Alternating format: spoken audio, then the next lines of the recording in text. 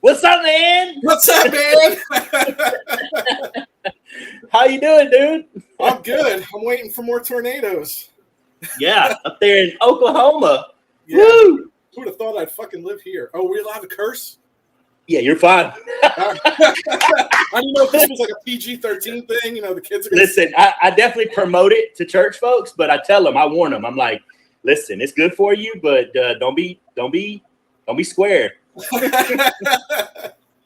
Don't look be at square. you. What is with all this? Yeah, you like that? Oh, Oh yeah, got a ponytail who's back there. that? Oh, man. I'm going to have to come down to Mississippi and bring my clippers. I get that from a number of people, including my buddy who got me the job here in Mississippi. He works with me, and we work in the same building now. We used to work in different places, and he literally, on a regular basis, is like telling somebody else, like, "I'll hold him down." You cut his hair. Because there's been a couple times. There's been a couple times where he's told people, "You hold him down," and they're like, I ain't holding him down." You just got to get enough liquor in you, and you do the faceplant dance. No, the faceplant dance. Then we can cut your hair. Yeah. Oh my goodness! I'll have to tell that story. Oh my goodness! I don't want to be here about it. I can't believe you brought that story up. Oh man! But you know what? I actually said in my mind, I was like, what are we going to? What is going to come up from the past that I have tried recently, especially to forget? What's it gonna be? Yeah, hey, so somebody's here wants to say hi. Who's that? You got to get in. You got to get in. I can't get in. Hey, how are you? All right, Justin, go away. I want to talk to Brandy. Good talk. Good interview. It was great seeing you. Get a haircut. It's very good to see you. Too. I never thought you would. You look like you haven't aged at all, by the way. Thank you. Ever. Wow. I appreciate that. Yeah. That's awesome. So, Oklahoma, that's crazy. Yeah, tell me about it. I love it though. I want to live here forever. Like this is the land of retirement here. That's crazy. Okay, well, I won't take any more time. I know you guys are going to get into that. I just wanted to see you. I'd rather talk to you than him. You get this beautiful face. That's right. Beautiful. Love you, bye. What's up, bro? Dude, I can't believe you're in Mississippi. That's hilarious. I can't believe you're in Norman, Oklahoma. Do you know how many times I've been to Norman, Oklahoma in the past 4 years since we moved to Mississippi? Wow. Like, I'm not kidding you. I might be running out of fingers how often we go. Oh, yeah. Dude, next time you're in the area, my bar karaoke garage is always open Friday nights. Listen, June 9th, I've already warned my kids. My daughter, Madison. My daughter, Madison, lives in upstate New York still. She lives in East Greenbush. Oh, okay. Yeah, and so I've already warned her. I've already told her, like, hey, look, when y'all, we're gonna meet her boyfriend for the first time. His name's Andrew. He's flying down, and I've already warned her. I said, listen, I'm gonna take whoever will go, and whoever wants to, and from my family. So be prepared. Friday, June 9th, it's gonna be epic at your house. You're coming up here? Yeah, I have to. So my aunt's having her 50th. My aunt's having her 50th birthday. And in the process of that, my daughter decided to surprise us, which surprise, right? And fly down from upstate New York and come to the 50th birthday party for my aunt. And so, like, most of my family is going to be there. A little bit of hers. Like, granted, they're all my family, but she's my aunt, by marriage. But regardless, lately especially, I've become real close with my cousins from her first relationships or whatever, right? Yeah. And man. They're all going to be there, and I'm just going to be like, all right, look, at 8:30, we're jumping in the car and heading to a buddy's house and doing karaoke in his garage. So get ready. Awesome. It's going to be June 9th. That's awesome. It's coming. Law family. My uncle, the Marine's going to be there. He'll call you Navy right off the bat. That's what he's going to call you. He's going to call you Navy. I sing with the Marine. You do what? Oh, yeah, that's right. Your neighbor's a Marine too, right? Yeah, he was a Marine. Yeah.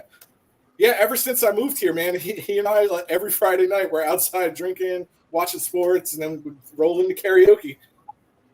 Every Friday. It's the best stress reliever. Yeah, I'm telling you, I don't ever want to leave.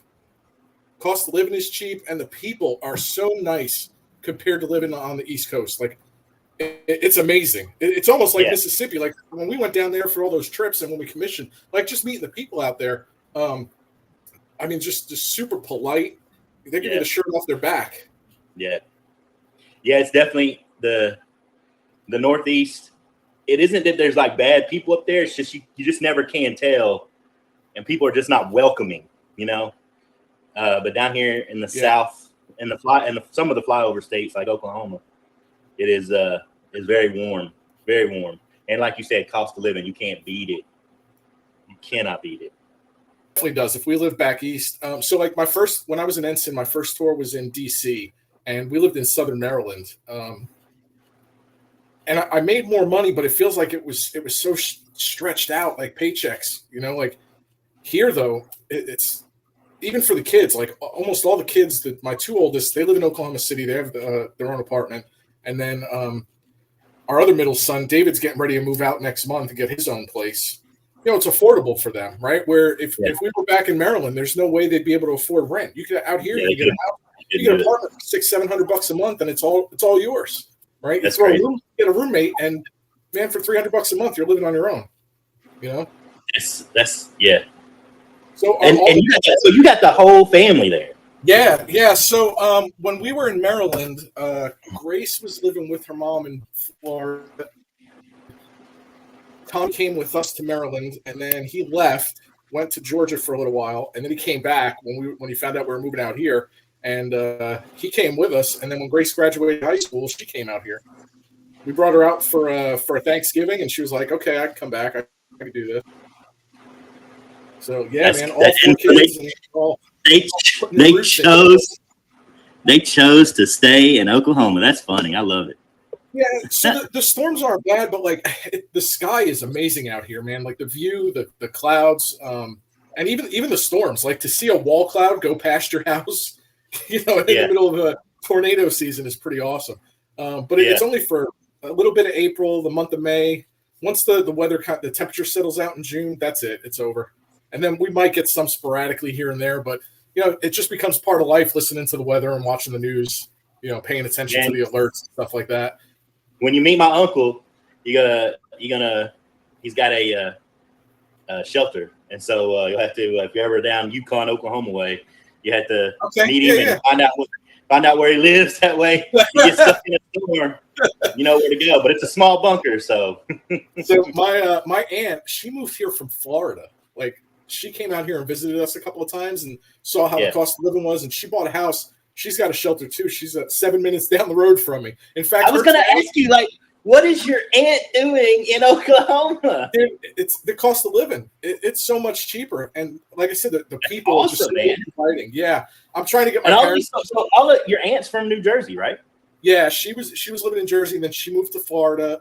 She lived there for I think a couple of years, and then like I said, they came out and visited out here and saw how cheap you could get a house for, and she bought a brand new house one town over. And it's funny because they got hit with a tornado on Saturday. Her donut shop doesn't have a roof anymore. Oh my goodness! She had a donut shop though. No. The one on the corner by her. The one that she likes to go to. Okay, it's like Main Street America down there, man. It's funny. That's the other part too. Like they have main streets. Like almost every town we live by has like main streets, and they're like it's like watching a movie, but I live here now. You know? Yeah. That's it. That's how it is in Texas too. It's the same way. Yeah, like so, the little towns.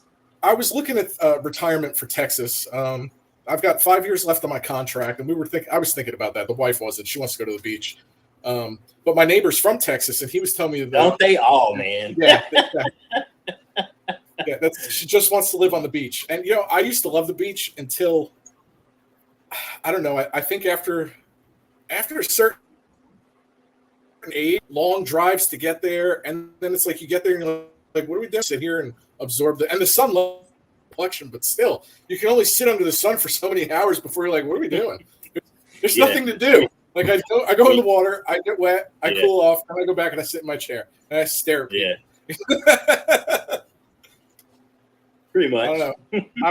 I might hook up a speaker system to the Jeep. We have a Jeep Wrangler that we go road tripping with, and I might hook up a speaker in the trunk and just start karaokeing on the beach and say, "Fuck it," see if I get people to join in. Right? Listen, I definitely want to. We got to get to this. Okay, so listen, for all my Lawversaters out there, I'm sorry, but we couldn't help but catch up a little bit before we even explain what's going on here. you guys will all get it and understand regardless. But this is my buddy Joey Earomirski, and I want you to notice something, okay? I want you to notice this will explain this man to you very well. Notice his name is Joey Earomirski, and it says underneath it, just plain awesome. Yeah, now, hey, we're all smart.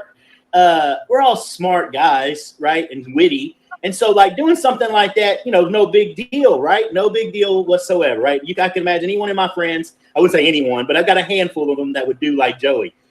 Joey had less than 1 minute to do this and to come up with this, putting his name in and putting just plain awesome on it. Maybe 30 seconds before he popped up on the screen with his name written in it and just plain awesome underneath. That's Joey Earomirski for you. Yeah, but so real important thing for anybody that's been watching the shows up to this point, and that is the fact that this is my first interview with a non-nuclear Navy guy and a non-nuclear friend of mine, and so it's going to probably be a little bit different, but it's going to be very similar, I think, with the exception of the fact, I don't know, this dude's, Joey, you can correct me if you want, but you're probably one of the most positive people I know, so I don't know if you got much negative going on. I know about that. Yeah. Everybody's got a little something serious they can talk about, I'm sure for real. But I can tell you some stuff. I definitely can tell you some stories. Yeah, so and that's what this is about too. Have you watched any of the other episodes, Joey? I started, and when I got to McMacken, and I love him, man. But you guys started nuking out on me, and I was like, all right, next. I'll wait till the next episode, which happens to be me. So I'll watch this one over and over again a couple of times. No, there's one more. It's episode 4. It's with a buddy of mine, Scott Kincaid. He was a nuke. This is going to interest you. He was a nuke who went SWO, intentionally on purpose. Yeah, he wanted to leave the nuclear power program and go be a surface warfare officer. And he talks about it. He talks about the whole transition and everything. He also talks about dealing with depression and things. He talks about smoking marijuana, right? So I haven't even addressed the controversy of that conversation yet. I'm going to at some point. Yeah, I know. My uncle has a green card, by the way, that lives down that way. So does my wife. So yeah, see. So anyways, that one's good. You probably should try to listen to Nate McMacken, at least fast forward through all of his nuking stuff. One, he's working for a and I know he kind of goes on about it, but it's still pretty crazy. He's working for a motor company where he makes little motors that go into electric cars. And he was telling me some crazy geopolitical stuff about how the rare earth metals that we need for the like a lot of the magnets that go inside of motors and generators and stuff like that. China has basically taken over the Congo, and they're threatening the whole world in a sense of saying we're not going to give you any anymore. So Nate's design team, he's a part of an engineering design team, literally is having to come up with alternatives. And there's not really alternatives. So like you have to you want to talk about nuking some stuff out. The dude has to he's with a bunch of brainiacs that went to college for long periods of time that are not having to nuke stuff out. Yeah. And it's funny. He kind of tells us, I might be adding a little bit too much to his story, but the way the general premise is, he's got to basically look at all these young folks and be like, you can't give up. We got to figure this out. He put some Navy gusto in all these engineers. He's like, no, guys, it's not too hard. We got to do it. Do you catch yourself at work doing that too? Like throwing your chiefness in there as well? Oh boy, you just opened up a can of worms. If you watch all of, I don't remember which episode it is, but I kind of share this in all the 4 episodes, different ones, but little pieces and parts. But basically, I had my own little personal issues, especially when we moved here. Transition was real hard for me, and I made some dumb decisions. So I quit drinking. I quit drinking coming out of, was that a shock look on your face? How are we going to sing? I can't sing without drinking. You drink all you want. I have learned how to be just as much fun, I promise. And Brandy will be right there with you, probably drinking. So don't worry. There are still people I will bring people to your house that can enjoy alcohol without overdoing it. At least not overdoing it like I started overdoing it. Yeah. Well, good for you, man. But right as I got out of the Navy, yeah, it was real hard because I started drinking again. Right as I got out of the Navy, I made the dumb choice. I don't know what I was thinking, but I guess I just thought like transition. I got this. What's the transition? I'm going into the civilian world. That's easy, right? And so I started drinking again, man. And it was probably the biggest mistake I made because one, your tolerance never goes away. So I just went back to drinking almost as much as I was before. It was only like math that caused me to be like, whoa, I gotta stop, you know? And then I wasn't getting as drunk as I was before because my tolerance was so high. So I would drink a lot. And all I was doing was hurting my body. Yeah. And then if I did drink so much that I got like hammered, it was like, there was no line for me. It was either like, I'm kind of tipsy, I'm happy, woo, woo, woo. Boom. I'm like, tomorrow I should probably go to the hospital, you know, like because of alcohol poisoning. You know what I'm saying? Like my tolerance got real high. And so all the time I was trying to quit. And the funny thing is, because I'm an alcoholic, that you can't do that. It's not like, and like you said, it's a hard habit to kick. Like when you're starting to self-medicate with it, especially like every little bit of life, you're trying to live it in the bottle. You know what I'm saying? Yeah. Like it's not, I would be, if you think about it, right, beyond kind of like the Navy lifestyle thought process, a year ago, I would be sitting here preparing for a church service where I was going to preach, thinking about what I was drinking that night, like, and how I was going to get it and when I was going to get it. And we couldn't buy certain amounts of alcohol because we put it in the house. I would drink it all. And sometimes drink it all, not even realizing that I drank it all. I say sometimes. That happened like twice in a 3-year period, but still, it was rough, bro. Yeah. So it stopped being fun. It truly did. Like no matter how much like effort after effort to make it fun and to have parties and do things, especially I just ruined it. I ruined, whatever you want to call it, whether it was my genetics or it was my behavior or whatever, nurture, nature, don't know. And alcoholism is both, proven to be both, right?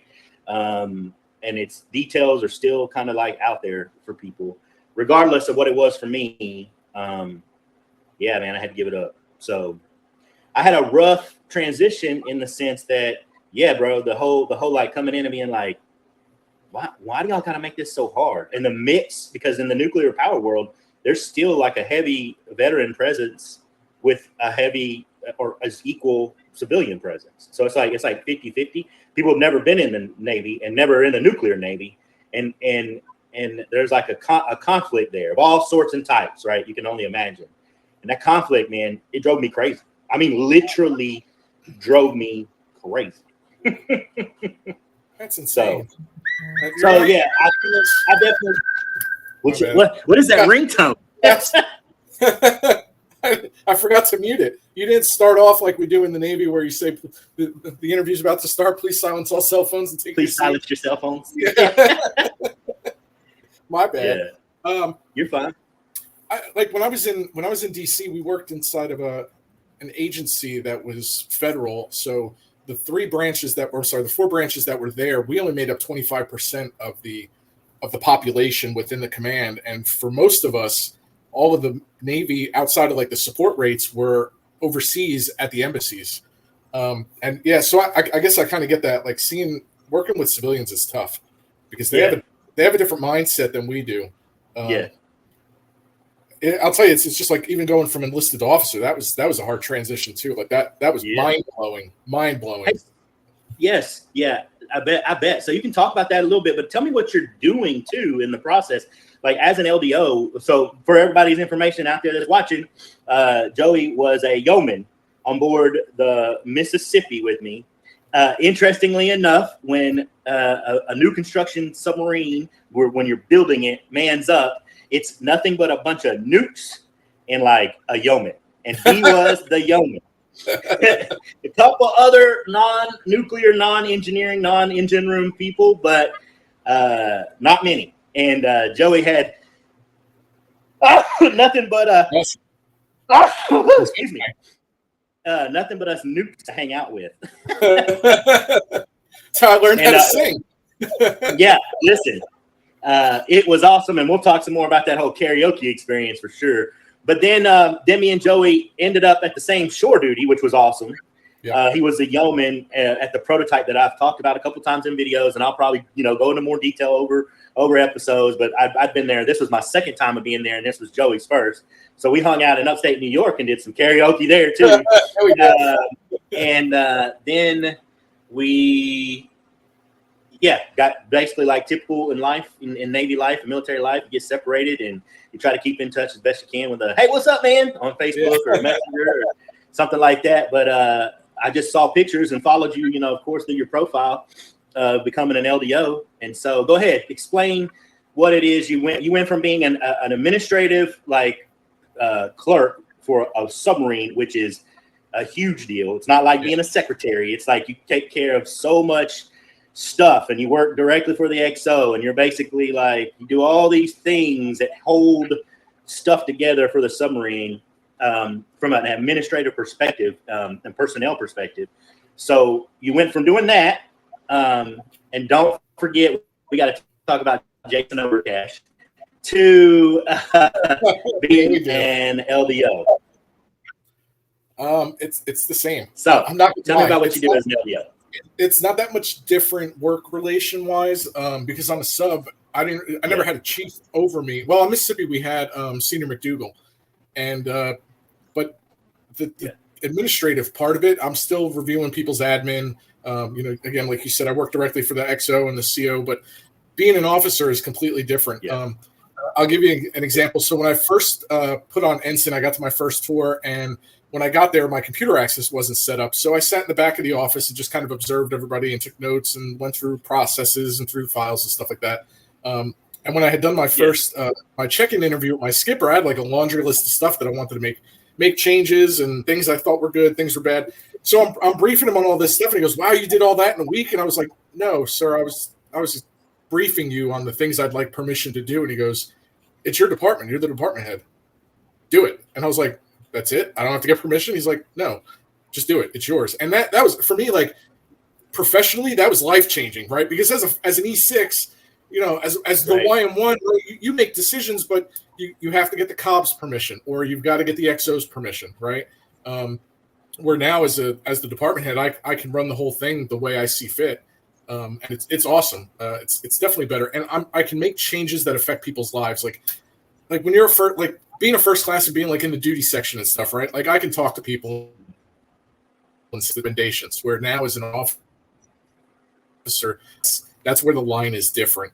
And I can change things through policy and I also have a bigger voice in the wardroom with the XO because of my experience and my background, but because I'm an officer, right? And E6 doesn't have that open door right to the XO and to the CO that I now have as an O. So I wish I did it sooner. I mean, there's things I could have done to better my package to get selected sooner, but I wish I would have put the package in a lot sooner.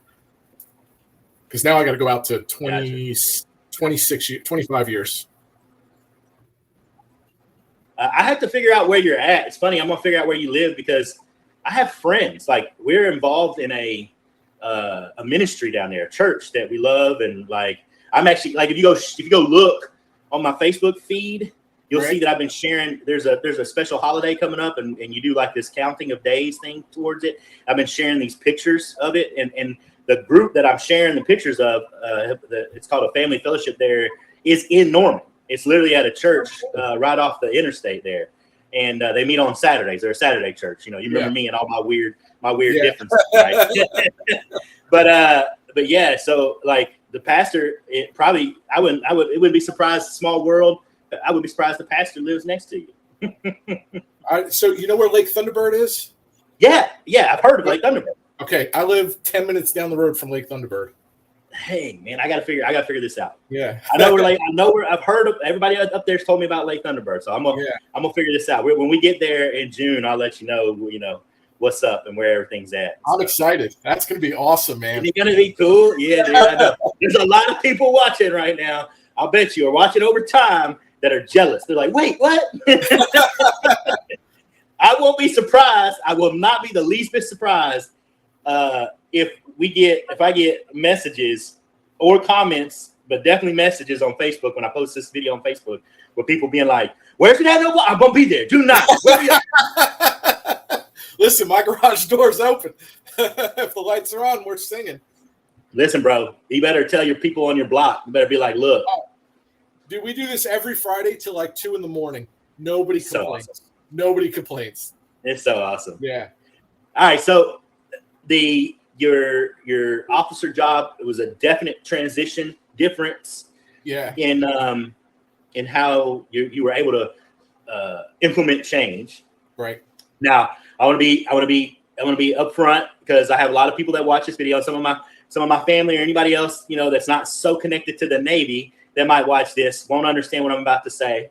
But there's a lot of people out there who call guys who go from either first class or chief to LDO. They call them anchor chunkers. And they might get upset at the fact that you said you had the ability to truly affect people's lives. But if any of us anchor wearers are really honest, probably the biggest part of our frustration was we were in charge and did have, man, I tell you, at one point because I was in the shipyard, I had 19 guys, and I'm actually going to interview one of them here real soon. One of the ones that didn't even go out to sea with me in my chief store. He showed up.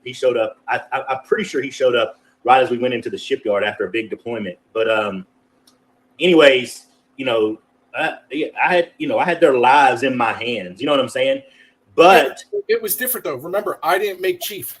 I got selected as a first class. So when I say that, I'm saying that from a first class yeoman perspective. Yeah, first class yeoman. But that's not even the issue, because the issues would be for people who would talk trash about you for not staying and making chief, right?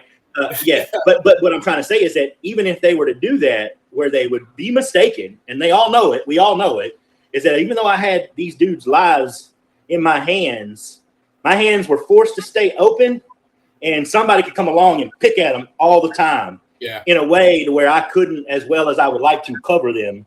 I would try, right? But the effort and the ability to do so, we know was, every chief, master chief, senior chief out there that's listening would understand that I would hope they would be honest about the fact that probably one of our biggest frustrations is we don't even as chiefs, we don't necessarily get that captain looking at us going, "I don't care what you do, it's your department." You know what I'm saying? Like, and I know that's a number one frustration for the quarters. I decided to, in my backdrop back there, put my Boston Spa or back there. Yeah, I'm gonna probably put an anchor somewhere soon, eventually, to represent. But my point is, I got mad respect for you.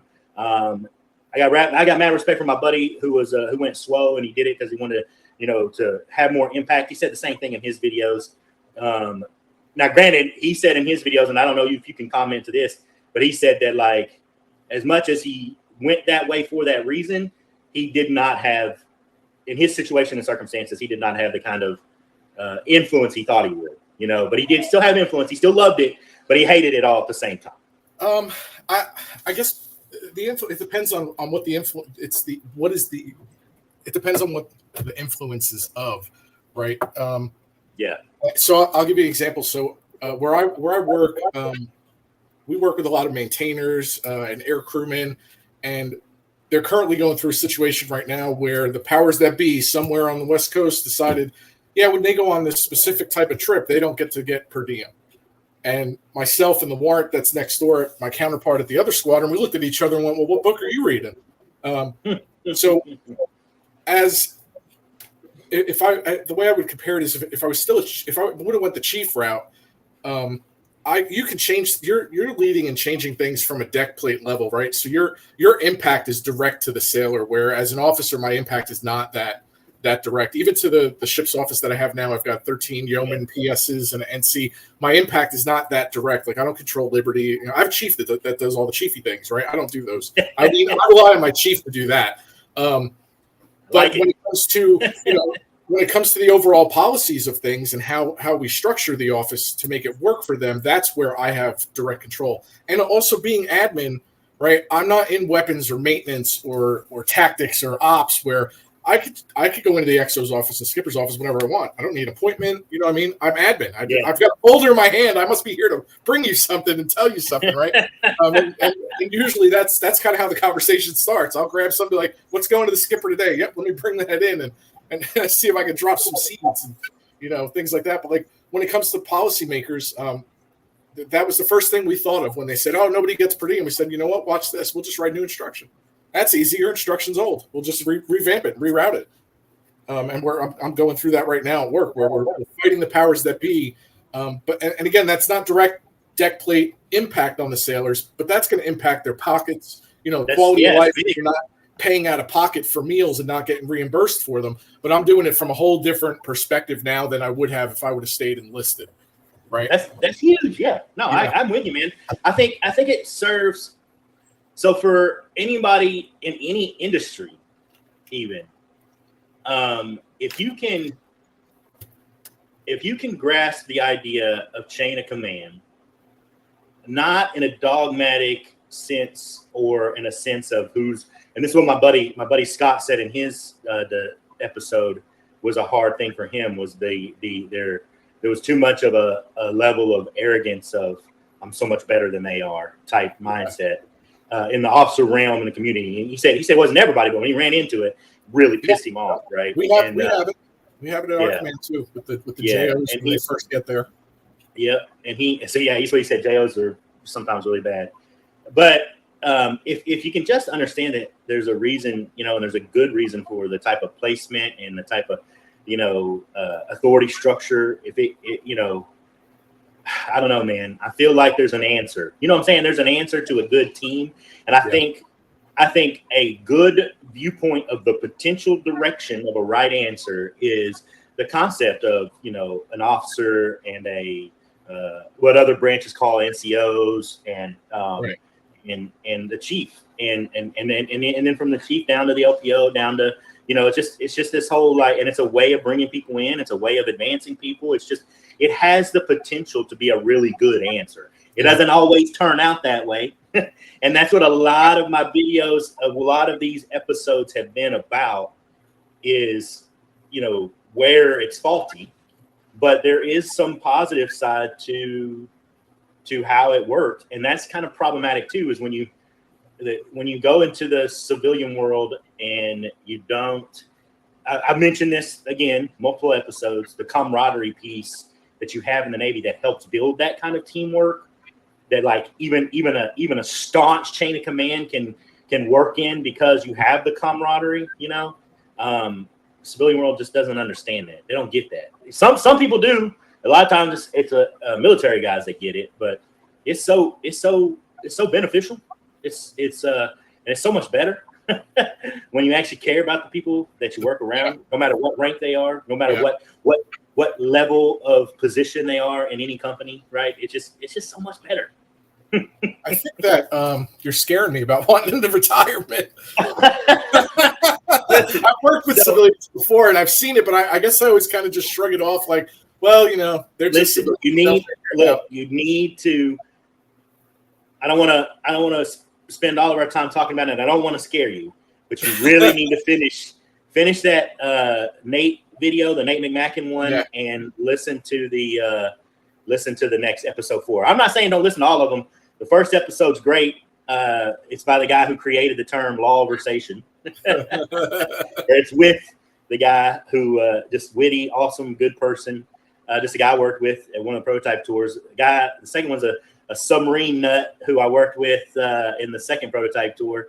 Lionel, he's great, and he talks about more just life struggles, period, but especially life struggles and being in the Navy or being in the military and being high op tempo the way he was and how he dealt with that. So he talks about that a lot. But then, you got to listen to the Nate. The Nate one was surprising, and the reason why the Nate one was surprising is you get through it towards the end. Probably, literally, when I say the end, I'm probably talking about like the last 45 minutes to an hour.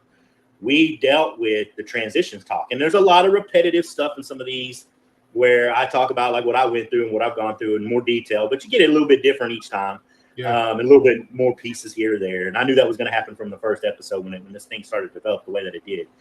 But Nate surprised the crap out of me because he was a like, yep, love the Navy, thanks for helping me out, but I'm out. Yeah. And he still kind of is, right? But he definitely struggled in his own way in the jobs that he took, being alone. And for him, being alone was weird, like it is for anybody. Yeah. And I highly recommend watching that episode, and I highly recommend, here's my advice. You really do need to think about it. Whatever you do, like, be prepared that it's going to be different. Have it in your mind already, and think about it, and don't let it surprise you. And try to maybe even figure out your end game. Like, where are you going to go? What are you going to do with your life where it's not so where you can maybe maintain a more of a trickle, at least, like people come off of drugs or they come off of something, even that a doctor prescribes, you gotta lower wean yourself off. Wean yourself off slowly, right? Don't just jump out and be like, oh, I'm civilian. You know what I'm saying? Like you'll feel happy about it for a minute, and then real quick you'll be like, where's my buddies at? Where my friends? Where my friends? So I think I've got a semi plan for that. So my wife owns her own cleaning company out here. She started it when we were back in Maryland, and she kept going with it. So my theory is, I've always worked for my wife, right? In some form. So why not just work with it? So when I get out, why not just do admin for her company? I'm doing stuff now anyway. I make all her T-shirts, her hoodies, her car decals, and the website, and I make all the invoices. I'm damn near her HR rep anyway, So there you go. So if I just keep working for her, then I can avoid all the troubles of the full transition. Hey, how's she doing with that? How's the business going? Awesome. So, by the way, this is your wife that you met in upstate New York. You guys are doing good. Everything's good. Yeah. Yeah. I know you couldn't necessarily say on a YouTube video that's going to get posted if you work. Everything's wonderful. Make sure she can't hear me. Anyways, how's the business doing? So it took about 2 years to build a full clientele where now it's just repetitive, right? Where she's got her bi-weekly customers, weekly customers, etc. And now, like, I think she's almost got one every day this week at a minimum, like one place that she was just working today. She just came home. I just saw her walk past the window. But yeah, I mean, she makes good money doing it, and she works her own hours, which is awesome. And I'll tell you, from a military standpoint, and it's hard to be able to say, hey, I got to run. My kid's got a dentist appointment. I got to leave by 10, and I'll be back at noon. That's hard when you've got stuff to do during the day at work, where you can't just always get away. But her being able to work around the kids' schedules and stuff, it's awesome, because it's a lot less pressure on me to have to be able to take time away from work, to be able to go out and do that. And it's a lot different as an officer to be you don't want to be the guy I don't want to be the AO that's always constantly never at work. He's like, I try to balance that pretty well in front of the troops, because I want them to see, like, yes, your family's important. If you got something to do, plan for it, tell us, emergencies happen. But I don't want to be the example of every day I've got something going on where, I got 4 kids. Every day I do have something going on. But luckily for me, she gets to make her own work schedule and kind of work all the appointments around that, work her work schedule around the appointments. So, yeah, it's pretty awesome. But yeah, I'd like her to have a fleet of cars at some point, like Merry Maids or some shit like that. But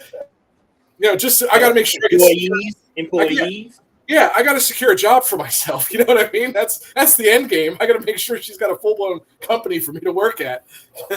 Listen, you don't have to tell me, bro. I am working with my son right now.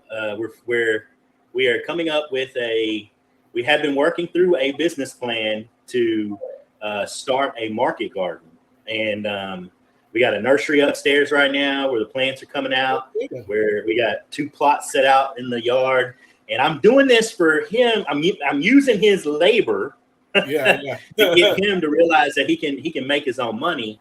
But I'm pretty much running a lot of the show and trying to teach him as we go. This is my youngest. This is Micah. He's 14. He's 14 now. He'll be 15 next 2 months from now. I remember when he was knee high to me, man. Yeah, he's no longer a baby. And so Yeah, we're working on that, and I get it, man. I'm trying to have my second retirement early, real early, because I want to work for myself, man. That's the end game. So I've got when I was stationed in Groton, one of my mentors, he's retired as a senior chief, and he hit me up a couple months ago on Facebook, and we were just going back and forth. How are things? What are you up to? And I asked him, where are you working? In my head, the first thing I'm thinking, he's going to tell me he's an administrative executive somewhere. No, his wife started a quilting company, like a craft business, way back when we were on the boats, and it just developed over the years into a company. And he's got his own factory, and he's like, "Yeah, I work for my wife." And I was like, "That's fantastic. That's brilliant. That's exactly the route that I want to go." Because you're always working for your wife anyway, so you might as well just make it a full-time job. But yeah, that's I've been trying to make Brandy make me work for her for years. You are working, you just don't know it. Wives have their men working for them. That's right. I know it. Trust me. Yeah. I like it. She said the other day, she said something about, "You don't pay me enough to be the maid." I was like, "I don't pay you enough. You're the highest paid maid I know." You're the highest paid maid I know. That's awesome. Yeah, it is good. It's good, man. Yeah, so you love in game being, got you. And you love being up there in Oklahoma. I do. Dude, I was nervous as hell, man. When the detailer told me that, he was like, pick something off the list, right? Because he advertises all the billets, and he's like, pick something off the list, and I'm like, I don't know what these are. What is a VQ4 and a VX1? And he's like, how did you get this far in the Navy and not know these things? I was like, because I was on submarines. I know what SSN and SSBN are. That's it. That's the extent of ship, right? I know carriers are targets. I know about those. Never want to be on one. And he's like, well, you got to go to sea duty. So pick something that's sea duty, but you don't go anywhere. So this is my sea tour. I said, look, man, I don't know what you want me to tell you. Just pick something for me and tell me where I'm going. So he said, you're going to Tinker. And I was like, oh, well, there's no ships. There's no ocean. I thought, all right, that can't be bad. I thought you said sea duty. And he goes, that is sea duty. Because our planes are too big to take off from a carrier, so they fly them out of the Air Force Base. But they go on deployments. But admin doesn't. We stay back in the building, stay back for support. So this counts as my sea tour. And that's crazy. I couldn't tell you how many miles away from the ocean I am, but it ain't no sea tour. Yeah, no, I know. You smack dab landlocked as they come. Yeah, I haven't been to sea. I think my last deployment was 2016 on the Virginia. It's been a hot minute. Yeah. And then I got selected for, I came off the boat for medical, and I went up to NSSC for a little bit, and then I got selected from there while I was at that tour.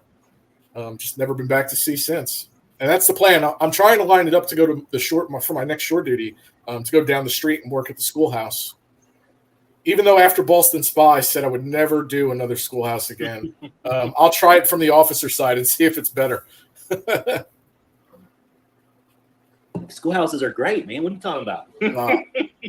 No, they're terrible. They're terrible for admin guys. Yeah. The only good thing, I guess, is that the admin's very redundant for graduations happen every, it's all scheduled, right? It's not as random as, I guess, the problems you can get on the boat. But yeah, schoolhouses are tough because they're only there for a short period of time, and then they leave, right? So it's hard to build a camaraderie with the staff and the students. And then it's also difficult to just to keep track of all their pay and stuff and their records, because one minute they're there checking in with you and you see them a couple months later and they're checking out. You're like, where are you going? Like, we still got stuff we got to fix, So that's good. And you don't get faces to names either. That's the other thing, which is funny. Oh, man, I can't think of his name. He worked at Boston Spa in the admin shop, and he's a JG now. He showed up as a JG 8 months ago to my command, and we're sitting in the wardroom one day, and he goes, you don't remember me, do you? And I was like, no. And he's like, I worked for you in admin before I classed up to go to remember how they used to stick all the they put him in admin, the officer candidates. They put him in admin. Yeah, worked for me for 6 months. I had no idea. I was like, it took a minute before I realized who he was. I was like, oh my God, what a small world. And then, okay, so let's talk about that real quick. Small world. Small world. How do I end up at the nuclear power plant in Mississippi with the guy who played video games with you on a regular, consistent basis? So, my best friend, DJ, we went to boot camp together. We met in boot camp, and we were in Kings Bay together. And he was on Georgia. He told me about DJ. Yeah. So DJ and I, that's kind of how we keep in touch throughout the years. Is we play video games. Doesn't matter what part of the doesn't matter what country we're in. We play Call of Duty and stuff like that. So we started playing with Overcash way back when. I think it was like Modern Warfare 2, I think. And I met him through DJ. That's funny. Yeah, man. He's as soon as I edit this and it's gonna post, I gotta text him and let him know. he wants to see us chat. That's funny. I don't know if I never met him in person though. I've only met him through either talking on the phone or through the headset on the game. I don't think I ever met him because we were never stationed. We weren't stationed anywhere close together. Small world. Funny. So Thursday, I met a guy that was an 04 pilot that came into my counterpart's office, and I went over there to shoot the shit with him. And he goes, "Hey man, were you on the Nebraska?" And I was like, "Yeah." And I just walked past him like it was nothing. It didn't even click in my head that he was talking about a submarine. I'm like the only submariner that I know up here, right? And he's like, "Dude, you don't remember me?" And I was like, No, definitely not. And I'm staring at him like I have no idea who he is. And I looked at his name tag, and I'm like, "Oh shit, you're an A-ganger. Holy crap, I do remember you." And we were shooting the shit for probably a good hour before I realized I had to go back to work. But it's that, like, who would have thought that I would have met somebody that, we were non-quals together on my first boat. Yeah. And now he shows up and he's an 04 pilot and I'm an 03E, admin. Like it's crazy for such a big fleet how small we are, It is such a small world, man. Such a small world. I'll tell a quick story. Try to make it fast. Lawversations. You know how they are. So I my schedule. So I doing my Chiefs tour. I had all kinds of good times, struggles, personal, whatever. Yeah. Lots of stories to tell in there. But I had a guy in my division who just got out of the Navy, by the way. I posted a congratulations on his stuff. Anyways, and I'll do an honorable mention. I'll shout him out because I want to do an interview with him, Josh Gibson. So Josh was new to the boat, showed up, nub, right off the, one of my first nubs as a chief, right? And immediately, he had a little bit of a chip on his shoulder, a little bit, right? But through, just talking to him and relating with him, I convinced him, the direction he wanted to go. And I have to let him speak for himself. I was a good influence in his life. And we got along well. We were, I treated him with respect. Definitely gave him a hard time when he didn't know stuff or when he acted a fool. But, I did so a lot of times kind of from like a big brother perspective, right? Yeah. So he's with us the whole deployment. We had a long deployment, right? We were around Europe. I got to go to Scotland and Norway and some cool stuff, right? See some really cool things finally in my Navy career. Yeah. And we had a good time, and the division pulled into the shipyard, and again, whether it be good or bad through personal struggles and everything else, we had a lot of good times. There was a lot of just decent work environment for us, to say the least. At least I believe so. I think it was, and they felt that way. And I would go to, as the chief, I'd go to their divisional parties. I'd be invited, on a regular basis. So you can imagine how that is, right? Like a lot of times you don't want your chief, at your house or doing stuff, right? So just good guy. Hung out all the time, talked to him, knew him well, right? So when we pulled in from the deployment, it's a crazy wild duty day. I'll try to stay out of all the details, but basically he had to stand watch for like hours straight. He just got a head break, a lunch break, and then came back and stood on watch because of the work we were doing that day. And the minimal people, it was a holiday routine, so there was minimal people there, but we needed to get this maintenance item done. And the weird thing was, because of the lineup of people that were there, the captain just was like, "Go for it," right? Which was nuts. I thought it was crazy that he did it. So anyways, it's high intensity. We're about to off switch over to our holiday part, right? Yeah, half the people were gone the first time, half the people were gone the second time, right? I'm going to Texas to visit my entire family. And in the process of going to Texas and having this huge like family reunion Thanksgiving thing at this like not resort, but like a I don't know what you would call it, but basically just a nice country place to stay. Yeah. It was a retreat type area, right? A veterans retreat of all things too, which is funny. I got to go get my long lost brother. So I have a fifth. There's a fifth of us siblings. All right, there's number 5, and my mom gave him up for adoption when I was like in high school. Long story of why that happened. Boy, I tell you what, you want to talk about the title of these shows, My Life or Your Life. I can't wait to start getting into some of that stuff. I'm not going to do that until I start interviewing family, though.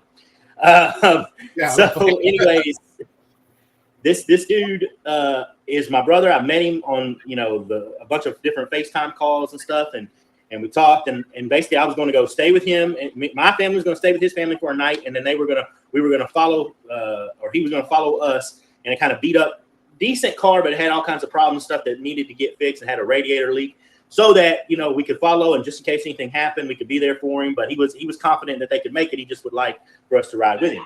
So it's great.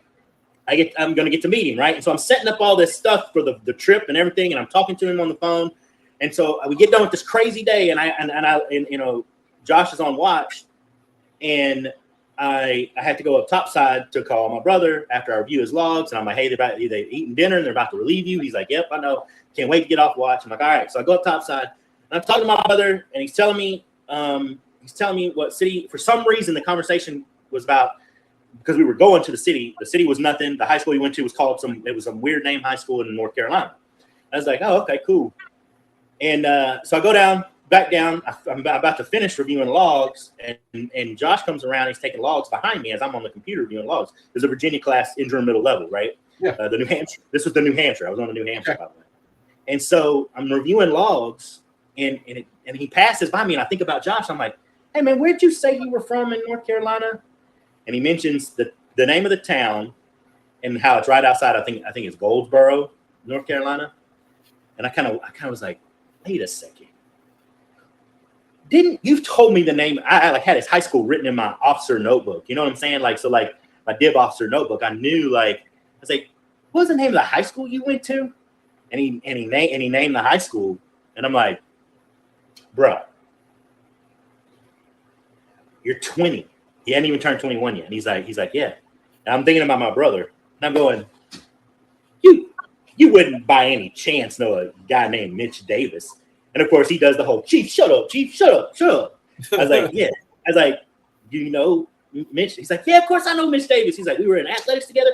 I know he was dating this girl ever since middle school, and he's still dating her and all this stuff. And I was like, I'm in Connecticut, Groton, Connecticut, right? Tied up to the pier. And this dude that I had been living with for the past, almost, 7-9 months, year, who I poured into his life and everything else, and, trying to mentor him, help him out, right? And working with him on a regular basis, right, is an acquaintance, if not somewhat of a friend of my brother. My brother I had not ever even physically met from Podunk, weird little town in North Carolina. I was like, that's insane. You want to talk about a chess moment of that? Yeah. I had to go back up topside and call Mitch after I got done touring and be like, hey, I know it seems weird that I'm calling you again for the second time in our lives, but hey, this dude named Josh Gibson? He was like, whoa, and I was like, wow, yeah. That's a small world. That is a small world.